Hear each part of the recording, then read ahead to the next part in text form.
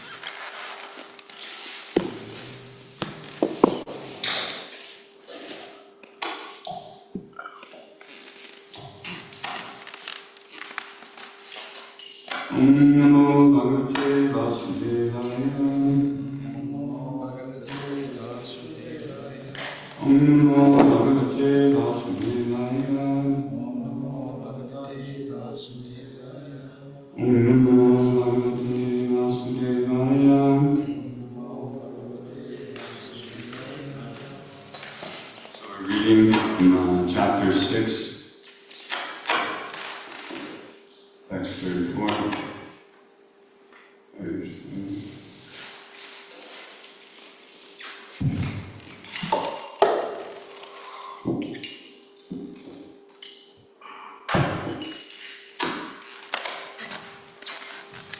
Chanchalam Himana Krishna, verse 8. Chanchalam Himana Krishna, Parmati Balavadhikam, Asharam Vihamanye, Vayavasadu. Translation. For the mind is restless, turbulent, obstinate, and very strong, O Krishna. To subdue it, it is so slow and difficult to control our mind. So we can recite English together as well. Sri Bhagavan Uvacha Asamsa Bhava Chala Arasa Tukanta Vairagya Jagarate. Translation. The Blessed Lord said, O mighty armed son of Kunti, it is undoubtedly very difficult to curb the restless mind, but it is possible by constant practice and by detachment. Asamyatatmana yogo dusprarupad iti me mati vasyatmana tuyatatta sakyo bhaktum upayata. For one whose mind is unbridled, self-realization is difficult work. But he whose mind is controlled and who strives by right means is assured of success. That is my opinion. Arjuna uvacha ayati shradhayo peto yojascharita manasa aprapya yoga samsiddhim kamgatim Krishna gacchati.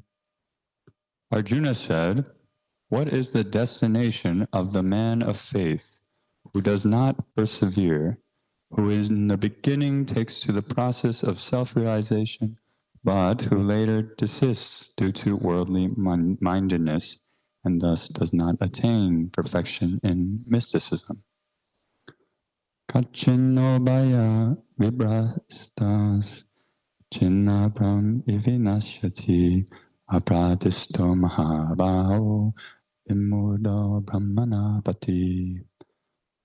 O mighty armed Krishna, does not such a man, being deviated from the path of transcendence, perish like a riven cloud, with no position in any sphere? Itan me samsayam Krishna, chetum arhasi ase satam, dwad anya samsayasyasya, cetanahi upapadyate. This is my doubt, O Krishna, and I ask you to dispel it completely. But for yourself, no one is to be found who can destroy this doubt.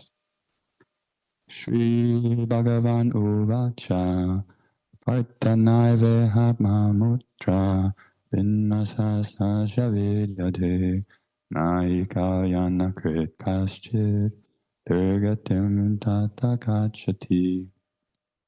The Blessed Lord said, Sannaprita, a transcendentalist engaged in auspicious activities, does not meet with destruction either in this world or in the spiritual world. One who does good, my friend, is never overcome by evil. Text 41. Prapya punya kutam lokam usitva sasvati samaha suchinam srimatam ge yoga vrasto bijayate. The unsuccessful yogi, after many, many years of enjoyment on the planets of the pious living entities, is born into a family of righteous people or into a family of rich aristocracy. Attava yoginam eva kullu bhavati dhimatam etati dolabhataram loke chamayat irisam. Or he takes his birth in a family of transcendentalists who are surely great in wisdom. Verily, such a birth is rare in this world. Tatra tam buddhisam yogam labhate parvatehikam yantate chabato huya samseta kurunandana. On taking such a birth, he again revives the divine consciousness of his previous life, and he tries to make further progress in order to achieve complete success, O son of Kuru. Purvabhyasena tenaiva hriyate avaso pisha yashura uabi yogasya sadha brahmati vartate. By virtue of the divine consciousness of his previous life, he automatically becomes attracted to the yogic principles, even without seeking them. Such an inquisitive transcendentalist striving for yoga stands always above the ritualistic principles of the scriptures. Last one. Prayatna yattamanastu yogi samsudak yogisana anena yam samsedas atoyati param gatim. But when the yogi engages himself with sincere endeavor in making further progress, being washed of all contaminations, then ultimately, after many, many births of practice, he attains the supreme goal.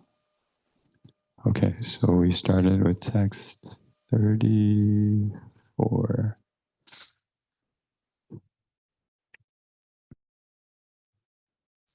So we're going to read the purport.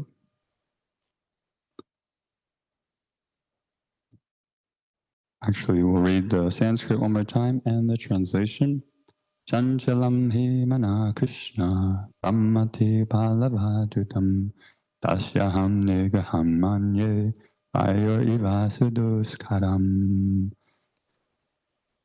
Chanchalam, flickering, he certainly, Manaha, mind, Krishna, O Krishna, Brahmati, agitating, Balavad, strong, Dridham, obstinate, Tasya, its, Aham, I, nigraham, subduing, manye, think, vayo, of the wind, eva, like, suduskaram, difficult. Translation. For the mind is restless, turbulent, obstinate, and very strong, O Krishna. And to subdue it is, it seems to me, more difficult than controlling the wind. Purport. The mind is so strong and obstinate that it sometimes overcomes the intelligence, although mind is supposed to be subservient to the intelligence. For a man in the practical world who has to fight so many opposing elements, it is certainly very difficult to control the mind. Artificially, one may establish a mental equilibrium toward both friend and enemy, but ultimately, no worldly man can do so, for this is more difficult than controlling the raging wind. In the Vedic literatures, it is said, Atmanam ratinam viti sariram ratam evacha budintu saratim vidi manna prograham evacha injayani hayanahur vishpayam te sugocharan atmendriya manoyukto bhakteti ahur manisaha. Quote, the individual is the passenger in the car of the material body, and intelligence is the driver. Mind is the driving instrument, and the senses are the horses. The self is thus the enjoyer or sufferer in the association of the mind and senses. So it is understood by great thinkers. Intelligence is supposed to direct the mind, but the mind is so strong and obstinate that it often overcomes even one's own intelligence. Such a strong mind is supposed to be controlled by the practice of yoga. But such practice is never practical for a worldly person like Arjuna. And what can we say of modern man? The simile and used here is appropriate. One cannot capture the blowing wind, and it is even more difficult to capture the turbulent mind. The easiest way to control the mind, as suggested by Lord Chaitanya, is chanting Hare Krishna, the great mantra for deliverance in all humility. The method prescribed is Saivhammana Krishna Padaravindayo. One must engage one's mind fully in Krishna. Only then will there remain no other engagements to agitate the mind. Om Jnana Timarandasya Kananjana Salakaya Chaksur Unmilitam Yena Tashmai Shri Gurve Namaha Panchakalpa Tarubhischa Kripasindubhya Evacha Patitanam Pavanebhyo Vaishnave Paryo Namo Namaha Jai Shri Krishna Chaitanya Prabhu Nityananda Shri Advaita Kadadhar Shri Vasari Gauda Bhaktavinda Hare Krishna, Krishna Krishna, Hare Hare, Hare Rama, Rama Rama, Hare Hare. So it's very nice to think of this verse very often, since this verse is very short, very sweet, and very practical. It's one of the verses in the Shikshastakam, which is 8 verses given by Lord Chaitanya Mahaprabhu. And it goes like this. Trinadapi sunichena tarodapi sahisuna amani namanatena kirtaniya sadahari. One should think of oneself as a blade of grass, more tolerant than a tree, devoid of any false prestige, always willing to glorify others. One is able to chant the holy names incessantly. So this is practical because we're given knowledge that the soul is atomic and in all living entities, moving and non-moving, including a blade of grass. And one can meditate on the self as being as humble as a blade of grass and more tolerant than a tree. So a tree provides shade, provides fruit. People sit on the tree. People take fruit from the tree. The tree bends over to give shade, and the tree never complains. And then one should not try to artificially accept any false prestige and be willing to glorify their other devotees who are dear to him and Krishna. And then in that way, they can constantly chant the holy names. So it's, very sweet, practical advice. His Divine Grace, Srila Prabhupada, takes this example from the Vedic literatures about the spirit soul who's on a horse-driven cart. And this analogy is a very popular analogy to describe the soul's condition in this material world. It's very nicely illustrated by a devotee who draws a picture of the soul. There's actually, in the Bhagavad Gita Museum in LA, there's a huge diorama with music and a narration of this verse. And it's really something we can meditate on because it's very practical. The wild horses, there's 5, and they are an analogy for our 5 senses. Our tongue, which is for taste, seeing, hearing, touch, and smell. And so if our senses are left uncontrolled, then the mind, which is the driving instrument for the senses, becomes also uncontrolled. And the intelligence, which is the driver, is bewildered. And the spirit soul, whose passenger, is thus experiencing the suffering and sometimes the happiness that may come. But ultimately, this is, as Srila Prabhupada says, or in this verse, this is how it is understood by, quote, great thinkers. So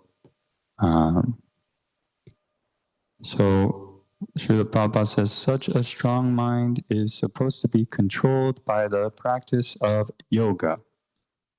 But such practice is never practical for a worldly minded person like Arjuna.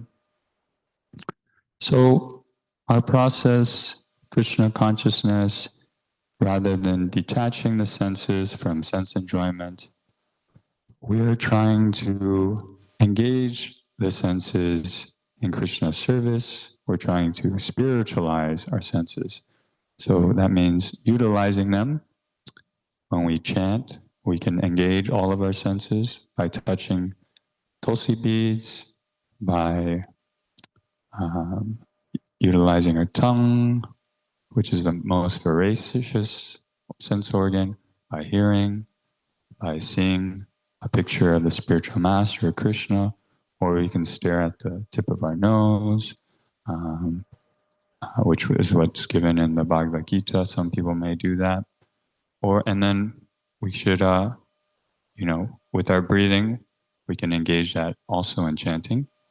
So then once our senses are fully absorbed, then naturally the mind is satiated, the intelligence can be patiently utilized, and the soul can thus start to enter into transcendence.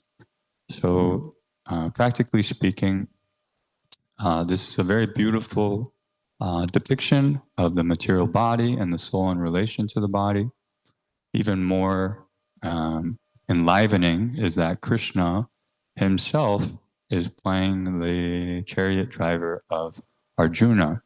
So one can meditate on that for their entire life, on how Krishna is taking such a humble position to illustrate through practical association how Arjuna can control his mind and overcome his lust or greed, envy, and become perfectly situated in Krishna consciousness, even while shooting arrows at his fraternal brothers and relatives who are standing in opposition.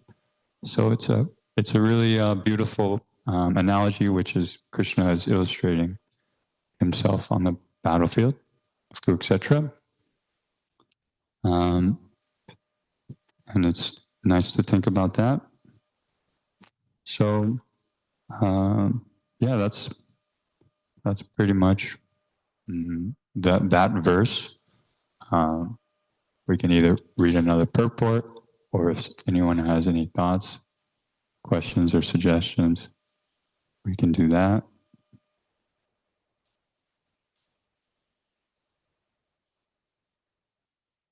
Any questions, thoughts, or suggestions? Okay.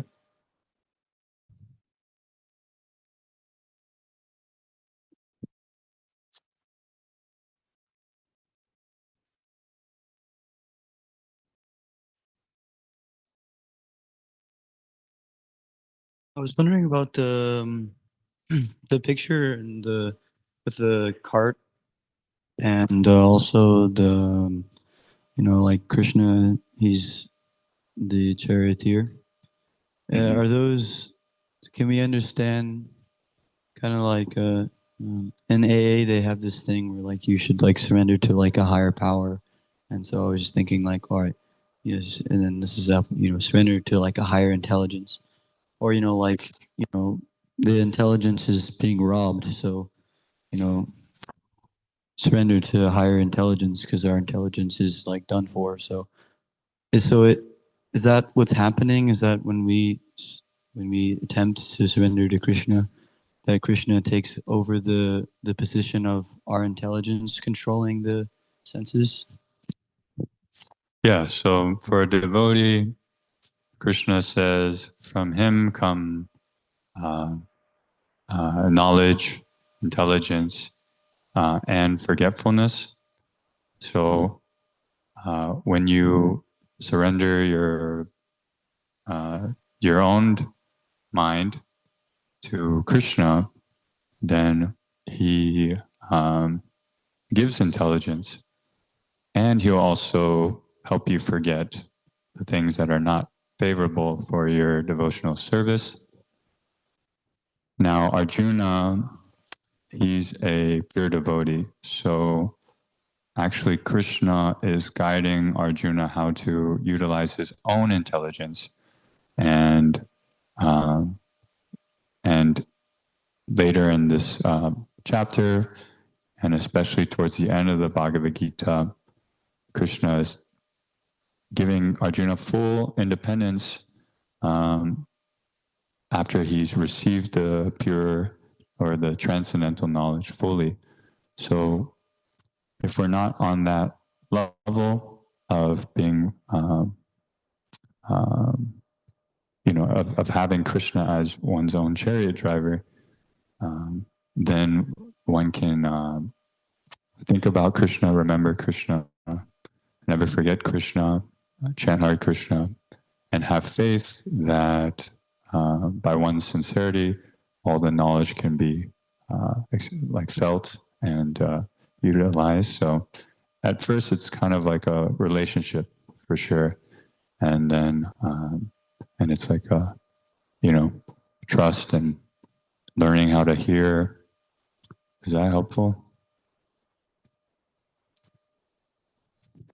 Clarify. So it's not that the that Krishna takes over the intelligence; is that he gives better intelligence. Yeah. So the descending process, which is elaborated in chapter 4, transcendental knowledge, Evam parampara praptam imam rajar sayovato sakalana mahata yogonasta parantapa. That this supreme science descends through a disciplic succession, and thus the saintly kings like Vivishwan, Manu, Ikshvaku, and now Arjuna understand it in this way. And however, over time, the knowledge appears to be lost and the chain appears to be broken. So, in the beginning of our Krishna consciousness, Srila Prabhupada says, surrender with intelligence, not surrender your intelligence. So we are surrendering, but at the same time, we are also trying to apply these things, and that requires intelligence.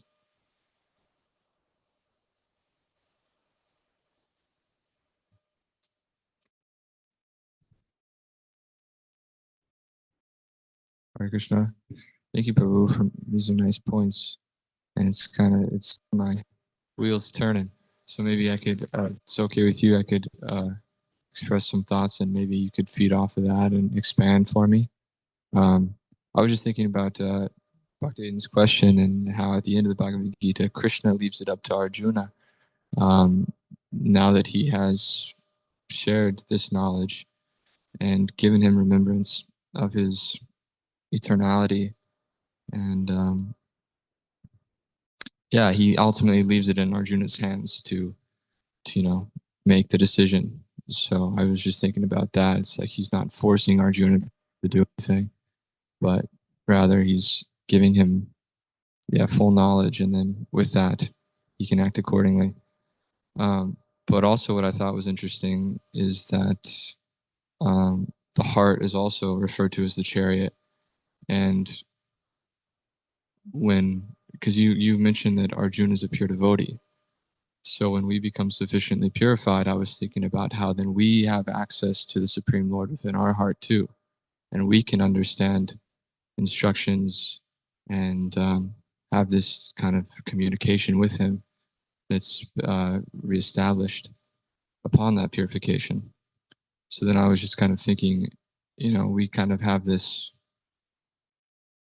own Bhagavad Gita that will happen within our heart when we get to that stage of being qualified to communicate in such a way with Krishna.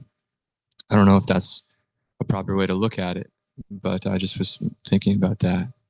Maybe that helps, or you could help me.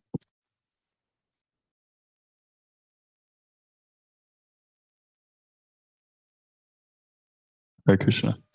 Thank you for the question. Those are very strong points. So essentially, Krishna is a person, and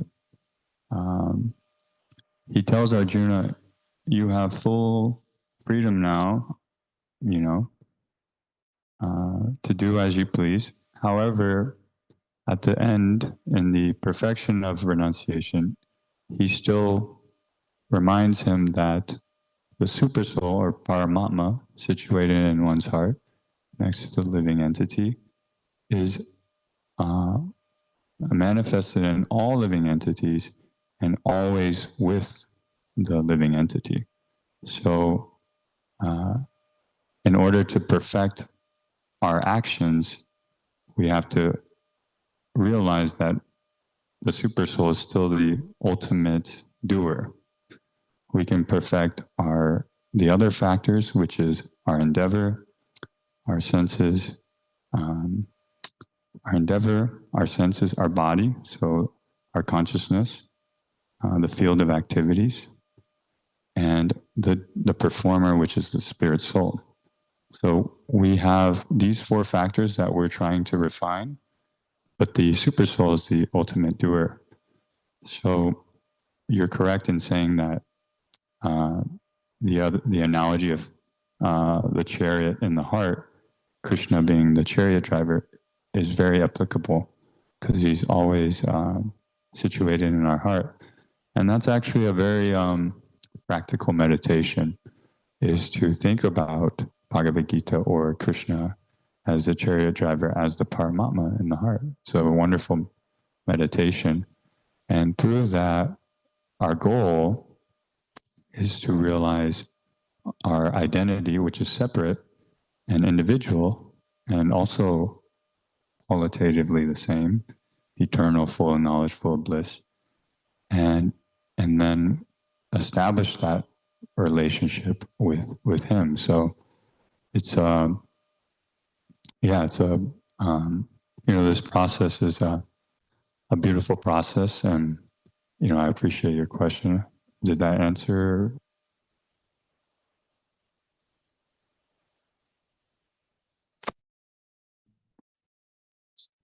Those you said are the places of action. Is you named the super soul being the ultimate, but I missed that a little bit. Just where I think that's Yes, Mike's. So this instruction about the 5 factors of action actually come at the end of the Bhagavad Gita in chapter 18 from verses 18:13 to 18:18. And typically we want to start from the beginning of Bhagavad Gita and go through each chapter, because this whole conversation about Bhagavad Gita actually is only 45 minutes. So one can try. And in India, they do a very nice they do a very nice job of helping beginners understand the flow of Bhagavad Gita, like the how it goes from chapter to chapter, the way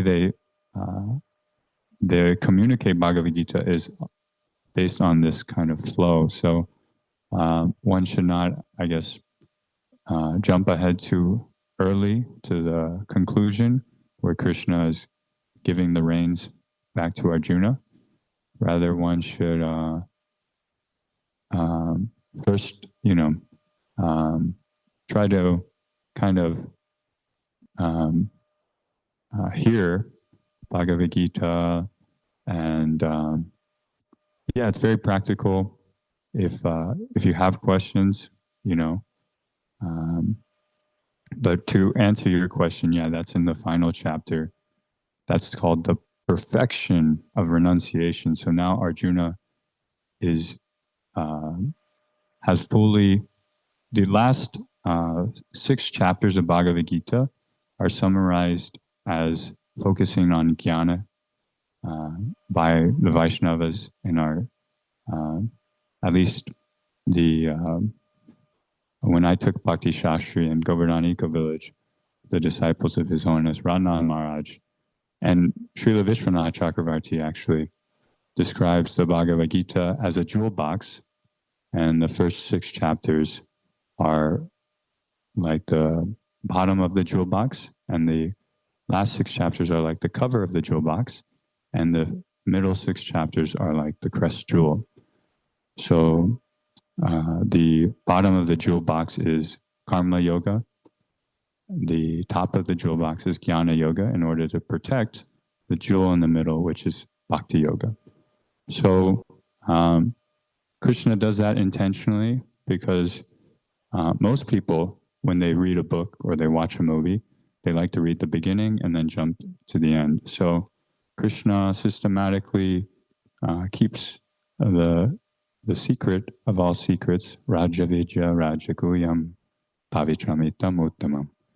This is chapter 9, verse 2. He says, the most confidential knowledge, the most secret of all secrets, He's keeping in the middle.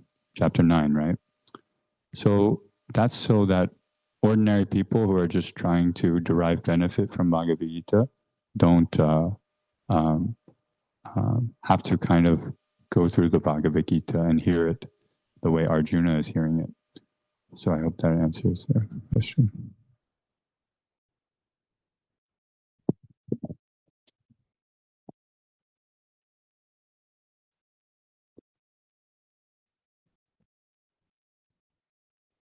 So you were saying that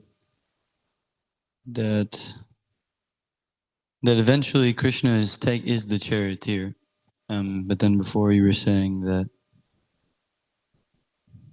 that he's just kind of like giving like some direction toward the charioteer, the intelligence. So which is true? Are there stages? Yeah, there are stages. There's 3 stages of God realization. We have the impersonal Brahman, the Paramatma, and the highest, which is Bhagavan. So in the case with Arjuna, who is very intimate with Krishna, he's personally acting as his chariot driver.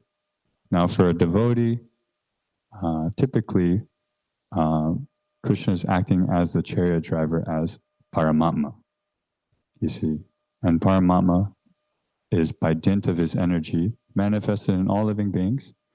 But we can, he says at the end of chapter 5, Yoginam ape sarve sammagiten antaratmana shadavam bhajate yomam sameyukta tamo mataha, that the highest yogi, who's always thinking of me within his heart, rendering me transcendental loving service, that person is most dear to me.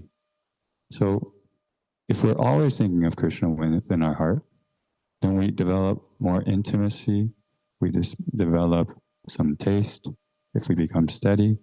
And so Krishna is always thinking of his devotee, and in return, we're always thinking of him. So that is our goal. Now, if, for a pure devotee like Srila Prabhupada or any of our bona fide representatives in disciplic succession, like in the Jaladut, when Srila Prabhupada was crossing the ocean to come to the West to preach, he had suffered heart attacks. And one heart attack, and then another heart attack. And he thought that he was surely going to leave his body. But in that final stage of brinkering on death, Krishna came to his bedstead and held him and showed him that he was personally acting as his boatman or chariot driver, essentially. So coming to the West, Krishna was personally his captain. So when we have that Bhagavan realization, that's, the perfection of our life. And it's very possible. We're all being encouraged to actually try to see God, try to see him by approaching him. But rather than approaching him directly, obviously, we can approach him through a devotee, someone who's already situated in devotional service. And in that way, we can get the ultimate result. So,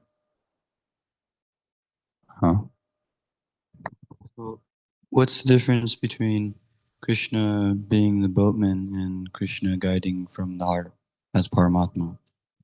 So the spiritual master is the external manifestation of Paramatma. So we are supposed to approach a spiritual master. And Krishna and the spiritual master are one, because the spiritual master who's representing Krishna is and situated in loving service is as dear to Krishna as Krishna is to himself. That's the instruction that Krishna gives to Uddhava. He says, my spiritual master is more dear to me than I am to myself. And one should think of the spiritual master as part of me, right? So in that way, if one has a spiritual master and made the vows to chant 60 rounds, follow the 4 regs, and has taken shelter, then the spiritual master can engage his disciple in devotional service and give personal instruction. And that's as good as Krishna being the chariot driver. It's essentially, we are all following that same process. So just to remind, the spiritual master is declared in the Vedas to be the external manifestation of Paramatma, right? Because one can act as if they are situated in Paramatma realization. However, based on this verse we read, the mind is very strong and obstinate. So in Kali Yuga, this is condemned to try to, declare oneself to be pure devotee, that they have Paramatma realization, and then try to, manifest their, Krishna conscious life.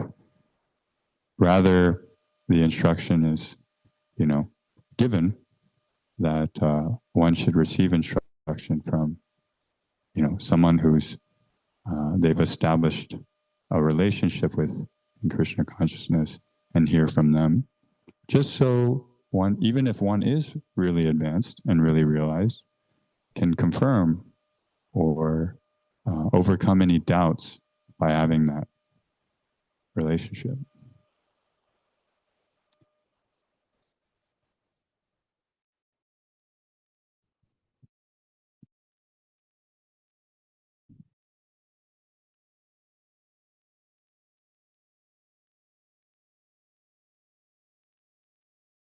Here. I got batteries now. Is it okay if I ask a question too, Prabhu? Maybe this is just the direction this class is taking. If you'd like to continue reading, please. But I do have a question that. Go ahead. Okay. Well, Prabhupada says intelligence is supposed to direct the mind, but the mind is so strong and obstinate that it often overcomes even one's own intelligence. So I'm thinking about how we hear that there are the senses, and then above that are the sense objects. Above that are the mind, kind of the captain of the senses, and then above that is the intelligence. Above that is the soul. But here it's saying, what I'm getting from this statement that Prabhupada makes is that it's first the mind that becomes contaminated, which means before that, the senses or the relationship that we had to our senses became contaminated. So it's the mind that becomes contaminated first due to the senses that then contaminates the intelligence, or is it the contaminated intelligence first that then affects the living entity? Like I'm thinking of 262, lust, anger, delusion. Yeah, so in the end of chapter 2, Krishna describes where lust comes from. And he says, born out of the modes of passion, lust arises, and from lust comes anger, and from anger comes the ultimate trap, which is wrath. So given that, this lust has to be curbed, right? So then Krishna goes on to say, actually, our intelligence in this conditioned state is a storehouse for lust. So he's saying in our conditioned state, the intelligence becomes a storehouse for lust because we've just been using our intelligence to try to achieve our sense desires. So he's saying, actually, in the beginning, your intelligence is actually going to trick you often until you get to the platform of, hearing, right? Until you can receive this knowledge, which is meant to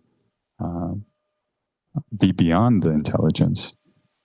Our intelligence is, it's been so conditioned through so many lives, and so it's basically connected to our mind in the beginning.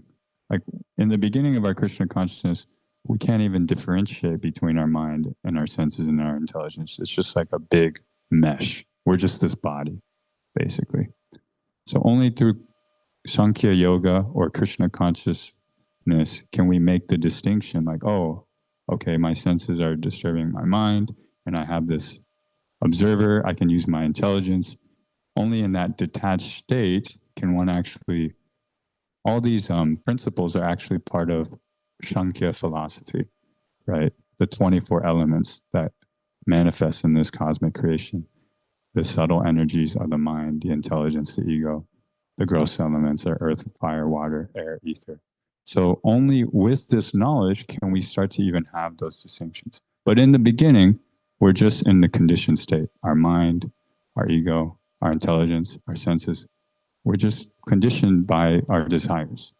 Now, Srila Prabhupada says the soul actually also desires. So we're not devoid of desires. However, only in Krishna consciousness can we desire the higher taste. Krishna, a relationship, being able to spiritualize our senses.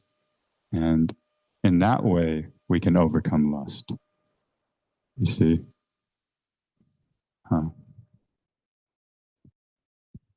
So contamination starts in the intelligence and then is vented through the mind out the senses, or it starts in the senses. Say that again? Sorry, sorry. Car drove by. Yeah, that's right. Contamination arises in the intelligence and then is vented through the mind and out the senses, or does it start in the senses from the external, and then go up, contaminate our intelligence, and then go back out through the senses? That's what, I'm trying to, the origin point of this contamination. Where does it start? So the minute living entity, part and parcel of Krishna, is like in an ocean. Without Krishna, basically we're like in an ocean. Happiness, distress, misery, suffering, and then sometimes some relief. That's basically how we exist in the conditioned state. But our intelligence thinks when there's relief or when there's some pleasure that everything's okay. So that's also an illusion. So essentially, in the conditioned state of life, us being minute living entities are like in an ocean. We're just kind of struggling to struggling. Our mind is not even like situated. It's just like, we're unconscious basically. You see, like animal life. We're just but this is like so-called civilized life. This so-called civilized life, Srila Prabhupada says, is like animal life because we're just conditioned by our sense desires. So there's not really, we're in an ocean, you're just being tossed by the waves. There's no like, whether the ocean is causing me to become contaminated or I'm attracted to the ocean. No, you're just minute living entities. So essentially, the analogy further continues when we realize that the spiritual master has a boat, has been sanctioned to deliver us by his boat, and we're meant to just get on, and like do, what he says. If like you're drowning in an ocean and someone saves you and they're like, okay, you got to cook and clean the boat. Are you going to be like, no, I'm going back into the ocean? That'd be crazy. You'd be like, yes, I'm in the boat. Like, let me just do, what do you want me to do? Yeah, I'll do that. So that's kind of, I'm just using that analogy and making a joke, but basically that's kind of like, yeah. Screw this, man. I'm just going to go in the ocean like a dolphin and then like an octopus, and then I'll evolve into a human being one day. I'm just kidding. Any other questions, guys? Okay. Thank you. Srimad Bhagavad Gita Ki Jai.